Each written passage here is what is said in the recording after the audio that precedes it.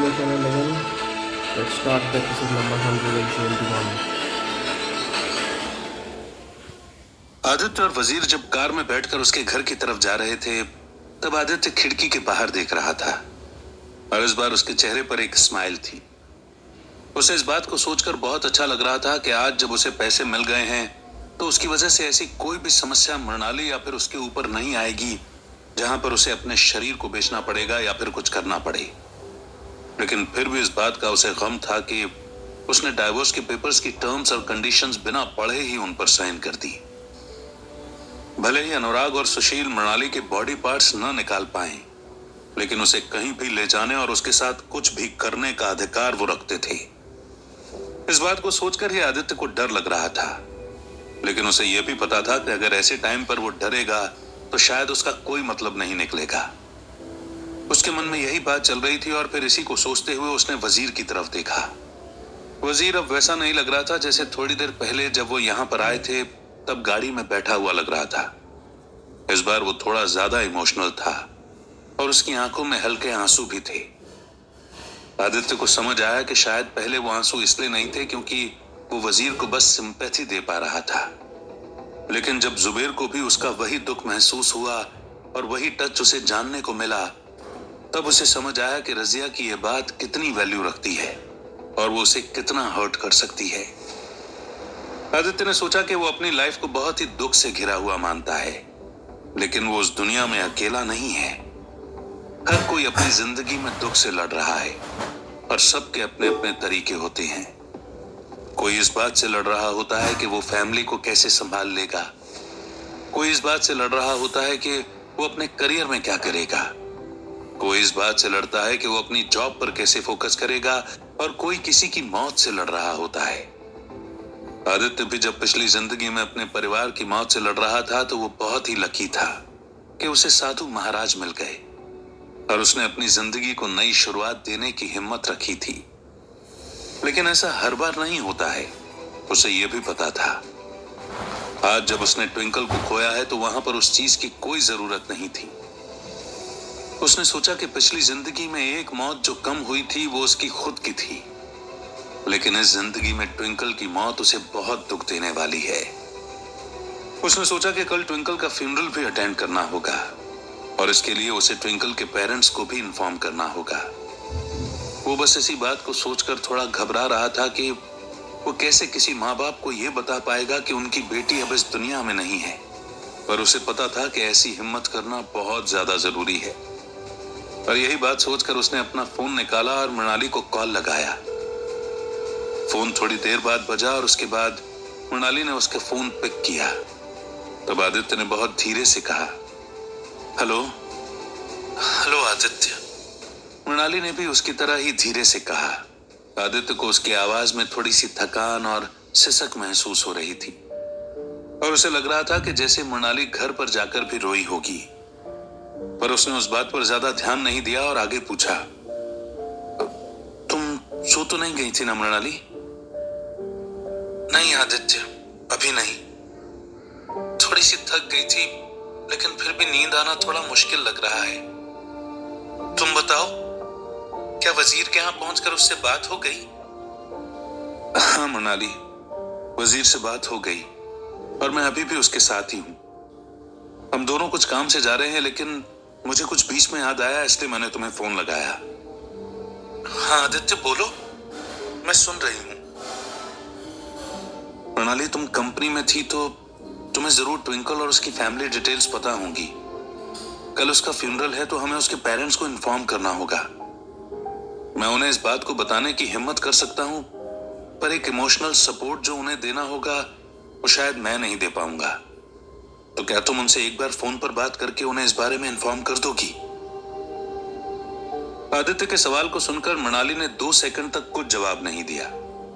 तब आदित्य ने एक बार चेक किया कि कहीं फोन कट तो नहीं गया, लेकिन फिर उसे मृणाली की गहरी सांसें सुनाई देने लगी और फिर उसने थोड़ी सी भारी आवाज में आदित्य से कहा, ठीक है आदित्य, मैं उनसे बात कर लूंगी। तुम इस बात की चिंता मत करो। देविका के पास उसके सारे सबऑर्डिनेट्स की डिटेल्स रहती है और मैं वहीं से उनके नाम और नंबर निकालकर सारी चीजें सॉर्ट आउट कर लूंगी।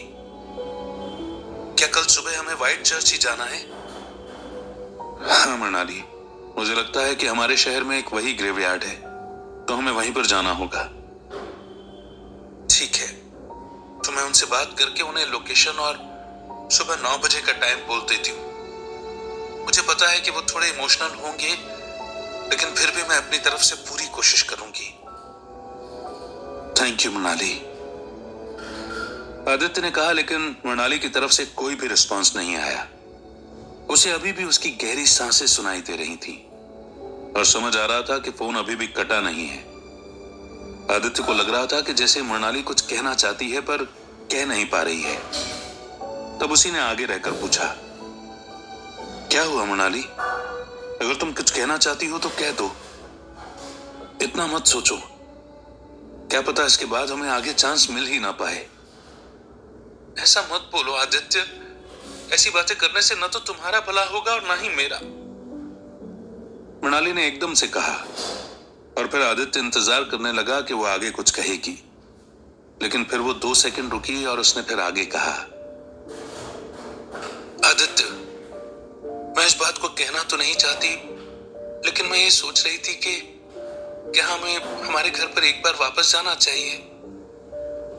मुझे पता है कि सारी चीजें जल गई हैं और कुछ भी नहीं बचा है, लेकिन वहां पर बहुत सारी ऐसी यादें और बातें हैं जो हम दोनों साथ में मिलकर वापस से जी सकते हैं।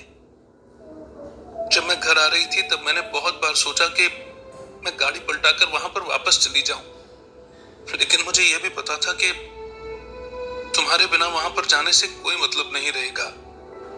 आदित्य, वो घर मुझे तुम्हारी वजह से ही अच्छा लगता था, पर फिर भी मैं वहां पर जाना चाहती हूँ। तो क्या तुम मेरे साथ चलोगे? क्योंकि ये घर मुझे बिल्कुल अच्छा नहीं लगता आदित्य। जब मैं वापस आई तो माँ ने मुझ पर चिल्लाया और इस बात को लेकर बहुत सुनाया कि मैंने तुम्हारी मदद की और मैं अभी भी तुमसे मिल रही हूँ।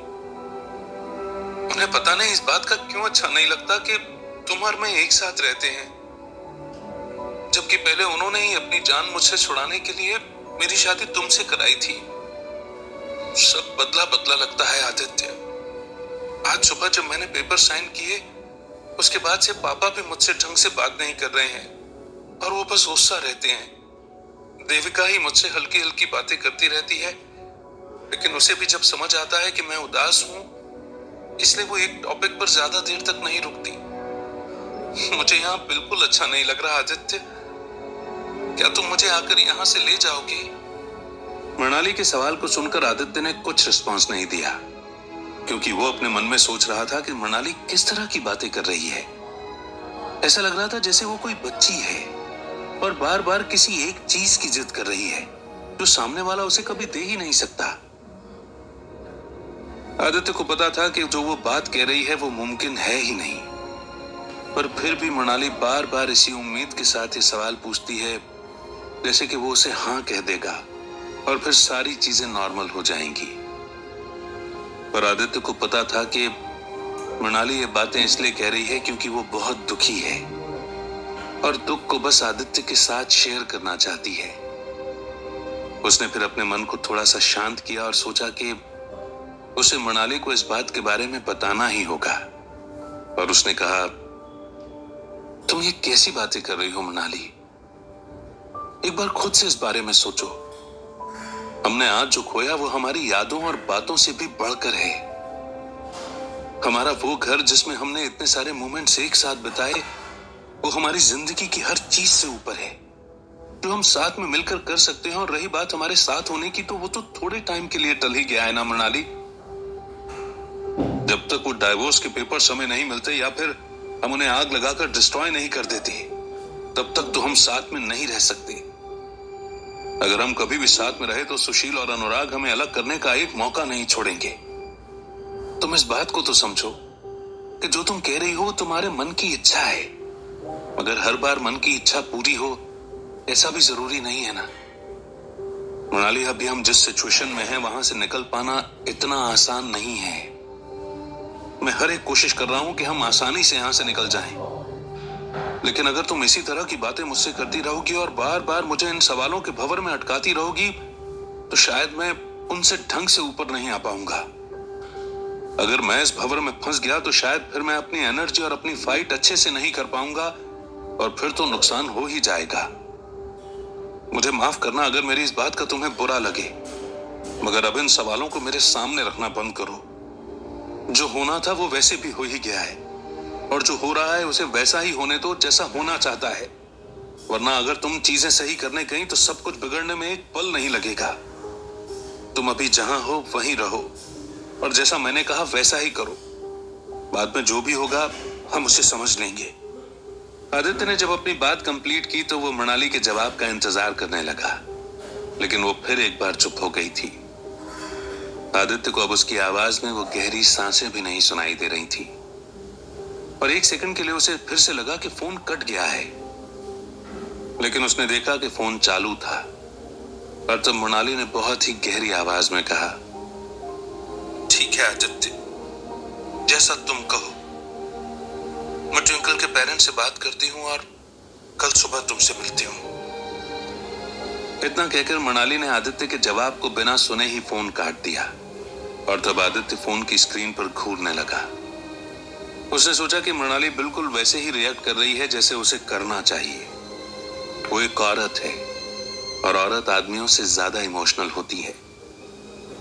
आदित्य को इस बात को समझने की भी जरूरत है, लेकिन जहां पर वो है वहां पर अगर उसने इन बातों को समझने की कोशिश की तो शायद वो दूसरी चीजें खो देगा। यही बात सोचकर उसे थोड़ा बुरा भी लगने लगा, पर फिर भी उसने फोन को अपनी जेब में रखा और वो सामने रोड पर फोकस करने लगा। कुछ ही देर में वो दोनों वजीर के घर पहुंच गए और फिर कार में से उतरकर घर के अंदर जाने लगे। Thank you for hearing.